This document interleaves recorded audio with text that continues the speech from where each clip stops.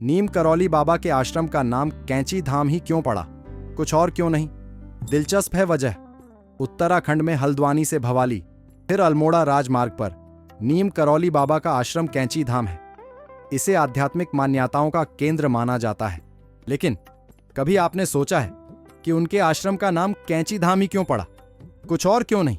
साथ ही जानते हैं कि कैंची धाम में श्रद्धालु कंबल क्यों चढ़ाते हैं और कैंची धाम को स्थापित करने में नीम करौली बाबा की मदद किसने की थी। नीम करौली बाबा और कैंची धाम चमत्कारों के लिए मशहूर है।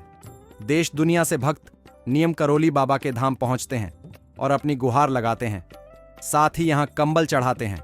नमस्कार दोस्तों, छोटका बाबा चैनल पर आप सभी का स्वागत है। यदि आप भी इस रहस्य को जानना चाहते हैं और बाबा नीम करौली का आशीर्वाद प्राप्त करना चाहते हैं तो वीडियो को लाइक और चैनल को सब्सक्राइब जरूर करें। और हाँ, कमेंट में जय बजरंगबली जरूर लिखें। चलिए शुरू करते हैं। बाबा नीम करौली के आश्रम कैंची धाम को आध्यात्मिक मान्यताओं का केंद्र माना जाता है। फेसबुक के संस्थापक मार्क जुकरबर्ग और एप्पल के संस्थापक स्टीव जॉब्स के अलावा दुनिया भर से कई दिग्गजों के कैंची धाम पहुंचने तथा जीवन को बदलने वाले अनुभवों की कहानियां प्रसिद्ध हैं। नीम करौली बाबा पहली बार 1961 में कैंची धाम आए थे। उन्होंने मित्र पूर्णानंद की मदद से 15 जून 1964 को कैंची धाम की स्थापना की थी।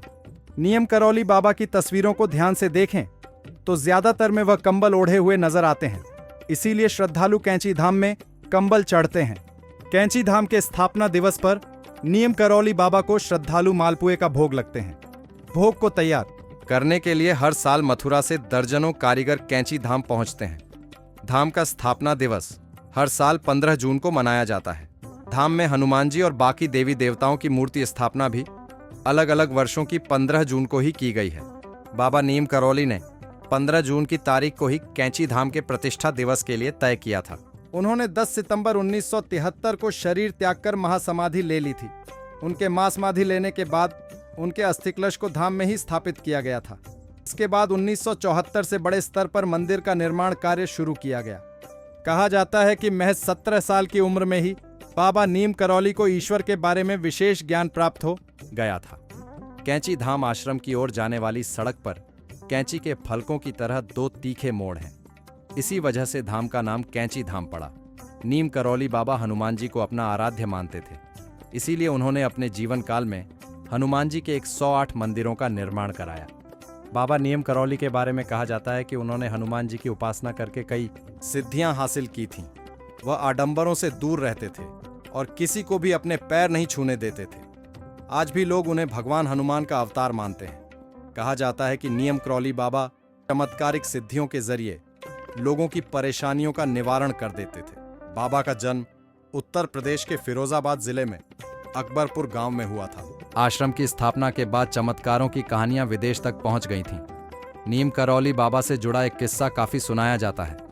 कहा जाता है कि कैंची धाम में एक बार भंडारा चल रहा था और घी कम पड़ गया। बाबा ने नदी से पानी भरकर लाने को कहा। भक्त बड़े बड़े कनस्तर में पानी भरकर लाए और पानी घी बन गया।